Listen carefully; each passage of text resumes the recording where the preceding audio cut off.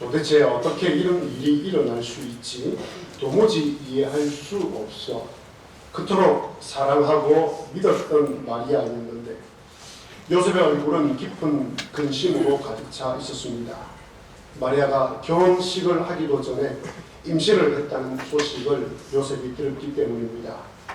요셉은 머리를 감싸 안았습니다. 고민에 고민을 거듭한 끝에 요셉은 결정을 내렸습니다.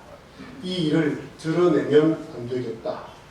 그러면 마리아는 평생 상처를 안고 살아가겠지. 마리아와의 혼인 관계를 조용히 끊어야겠다. 요셉은 마리아를 끝까지 지켜주기로 결심했습니다. 19절 말씀에 요셉은 그를 드러내지 아니하고 가만히 끊고자 하여 바로 그때 하늘의 하나님께서 천사를 불렀습니다. 큰일 났다. 요셉이 마리아와의 혼인 관계를 끊으려고 한다. 어서 요셉에게 내려가서 이 모든 일이 어떻게 된 것인지 알려주어라. 내가 계획했던 일이 결코 중단되면 안 된다. 그러자 천사는 하나님의 명령을 받고 요셉에게 내려가서 꿈에 나타나서 말해줍니다. 20절 말씀에 주의 사자가 현몽하여 이르되 다윗의 자손 요셉아 내 아내 마리아 데려오기를 무서워하지 말라. 그에게 잉태된 자는 성령으로 된 것이라. 그러자 요셉이 잠에서 깨어나서 천사의 분부대로 행하여 마리아를 데려옵니다. 하나님께서는 도대체 무슨 계획을 갖고 계셨길래 요셉의 이 결정을 막으시는 걸까요? 요셉이 이 일을 도무지 받아들일 수 없다는 것을 아시면서도 왜 이 일을 진행하려고 하시는 걸까요? 마리아가 결혼하기도 전에 배가 불러오고 있고 그 사실을 동네 사람들이 다 알게 되면 두 사람은 평생 동안 어떻게 살아간단 말입니까? 하나님께서는 처녀의 몸에서 아기를 잉태시키는 도무지 있을 수 없는 일을 하시면서까지 왜 이 일을 하시려고 하실까요? 뭐가 그리 중요하기에 요셉과 마리아에게 이 모호한 일을 맡기시는 걸까요? 그것은 이 세상 사람들에게 가장 좋은 선물을 주고 싶었기 때문입니다. 요셉과 마리아가 사람들로부터 손가락질을 당하고 창피를 당하고 수모를 당한다 할지라도 하나님께서는 이 선물을 주고 싶었기 때문입니다. 바로 예수님이라는 가장 좋은 선물을 주고 싶었기 때문입니다. 죄 사함이라는 가장 큰 선물을 주고 싶으셨던 것입니다. 그래서 하나님께서는 결심하셨습니다. 이 소중한 선물을 내 백성에게 주기 위해서라면 모든 것을 다 동원할 거야. 모든 장애물을 다 제거할 거야. 인간의 방해도 사탄의 방해도 다 물리치고 반드시 이 선물을 주고 말 거야. 이 선물을 주시려는 하나님의 마음은 정말 간절하고 간절했습니다. 터키에 가면 타우루스 산맥이라는 아주 큰 산맥이 있습니다. 길이는 부산에서 서울까지 거리의 2배가 되는 800km이고 최고봉은 3,916m입니다. 아주 험난한 산맥입니다. 로마 시대 때는 강도들이 아주 많이 들끓었던 산맥이고 산입니다. 어느 정도냐면 당시 로마는 이 지역에 출몰하는 강도를 제압하기 위해서 비아 세바스테라는 도로를 놓을 정도였습니다. 그런데 지금으로부터 2000년 전 이 험한 타우루스 산맥을 걸어서 넘어간 사람이 있습니다. 바로 바울 사도입니다. 바울 사도는 1차 전도 여행 때 보가에서 비시디아 안디옥을 가기 위해서 이 타우루스 산맥을 걸어서 넘어갑니다. 직선거리 200km를 걸어서 도착을 합니다. 사도행전 13장 14절에 그들은 보가에서 더 나아가 비시디아 안디옥에 이르니라. 한 절로 되어 있지만 바로 이 버가에서 비시디아 안디옥으로 가기 위해서는 이 타우루스 산맥을 넘어가야 합니다. 저는 터키에 갔을 때에 관광버스를 타고 이 타우루스 산맥을 넘어갔습니다. 차를 타고 이 산맥을 넘어가면서 바울 사도가 이 산맥을 걸어서 넘어가겠구나 라는 생각을 하면서 가슴이 뭉클했습니다. 바울 사도가 훗날 고백하면서 내가 복음을 전하다가 강도의 유혹을 당하였다라고 했던 곳이 바로 타우루스 산맥이겠구나 라는 생각이 들었습니다. 그렇다면 바울 사도가 이 험한 타우루스 산맥을 넘어서 비시디아 안디옥까지 걸어간 이유가 무엇이겠습니까? 강도로부터 목숨을 잃을 위험이 있음에도 불구하고 왜 이 타우루스 산맥을 넘어갔겠습니까? 그것은 비시디아 안디옥에 있는 사람들에게 가장 좋은 선물을 주고 싶었기 때문입니다. 자기 목숨을 잃는다 해도, 자기 생명을 잃는 한이 있더라도 이 소중한 선물을 주고 싶었기 때문입니다. 그 선물이 무엇입니까? 도대체 어느 정도의 주고 싶었던 선물이면 이 강도의 위협, 생명의 위협을 무릅쓰고 이 산맥을 넘어갈 수 있겠습니까?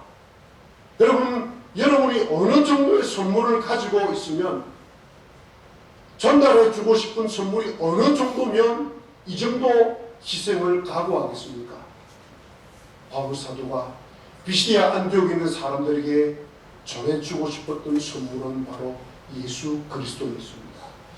죄의 사함이었습니다. 복음이었습니다. 영원한 생명이었습니다.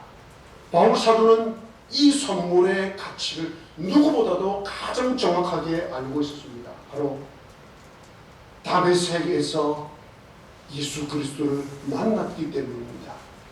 예수 그리스도를 믿는 사람들을 체포하여 감옥에 가두어 죽이려고 다마스쿠스로 가던 바울 사도는 그곳에서 예수 그리스도의 나타나심과 그분의 음성을 듣습니다.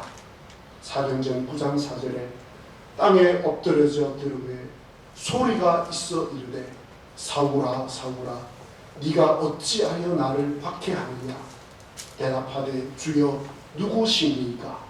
이르시되 나는 네가 박해하는 예수라. 바울 사도는 예수 그리스도께서 갖고 오신 죄 사함과 임마누엘과 영원한 생명이라는 이 선물을 알지 못하는 사람들에게 전해주기 위해서 자기 자신이 직접 선물이 되었습니다.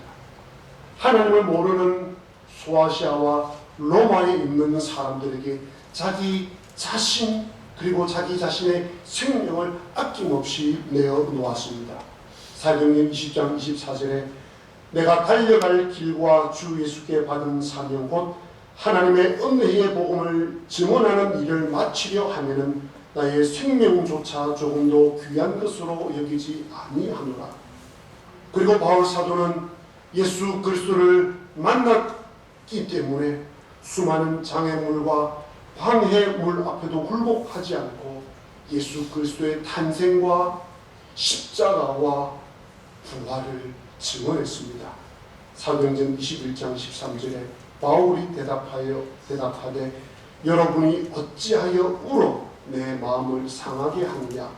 나는 주 예수의 이름을 위하여 결박당할 뿐 아니라 예루살렘에서 죽을 각오도 하였느니라. 이 결과 바울 사도는 AD 65년경 네로 황제에 의해서 순교의 제물이 됩니다. 바울 사도가 자신의 생명을 순교의 제물로 내어 줄 수 있었던 이유는 예수 그리스도께서 자신을 위해서 생명을 내어 주셨기 때문입니다. 그러나 바울 사도의 죽음은 결코 헛되지 않았습니다. AD 586년 로마는 기독교를 국가의 종교로 공인하게 됩니다. 사도 바울이 1세기에 흘렸던 그의 순교의 피로 말미암아 많은 사람들이 예수 그리스도로 말미암아 구원을 얻고 영원한 생명을 얻고 그들의 일생의 가장 값진 선물을 그들은 받았습니다. 저와 여러분 또한 바울 사도 덕분에 복음을 듣게 되었고 예수 그리스도로 말미암아 죄의 사함을 얻게 되었습니다. 하나님의 자녀가 되었습니다. 하나님과 화목하게 되었습니다. 하나님의 사랑 안에 거하게 되었습니다. 하나님이 나의 아버지가 되었습니다. 예수님이 나의 신랑이 되었습니다. 그래서 예수님과 나 사이에 아름다운 동행, 아름다운 교제가 시작되었습니다. 주님과 함께하는 교제, 주님과 함께하는 그 동행으로 말미암아 내 삶의 기쁨과 평화가 넘쳐나게 되었습니다. 너무 좋습니다.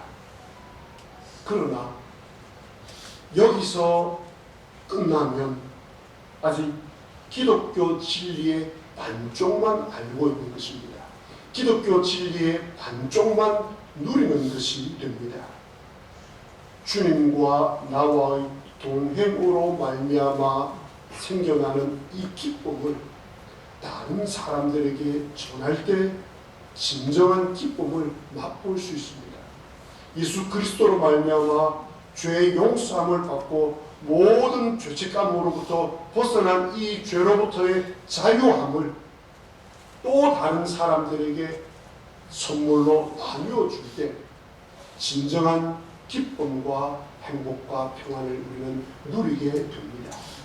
바로 이것이 성탄을 맞이하는 올바른 자세입니다.